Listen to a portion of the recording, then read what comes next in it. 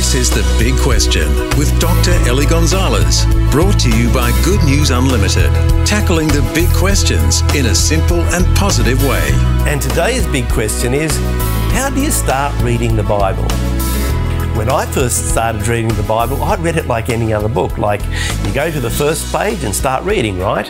But every time I'd give up because I got stuck in long lists of names and tons of historical detail that just didn't seem relevant to anything at all. The Bible was never meant to be read like that. Most people read the Bible to find encouragement for their walk through life or to learn what it means to be a Christian. And if you just start reading right at the beginning, you're going to give up before you get to the really good bits.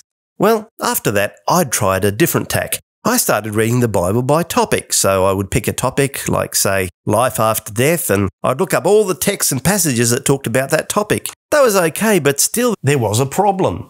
In a sense, that's not really reading the Bible at all. It's like a bird pecking at crumbs. You get a crumb here and a crumb there, but you never get a full meal. And bits of the Bible out of context is never a good thing. What I recommend to people now is to start with the Gospels, the 4 biographies of Jesus, Matthew, Mark, Luke and John. You find them at the very beginning of the New Testament. In fact, I'd start with Mark because it's so simple and powerful. You see, the whole Bible is actually the story of Jesus and how big his love is for you. Unless you start with Jesus, it can be easy to lose sight of that and you actually get lost in all the other detail, and you can end up not seeing the wood for the trees.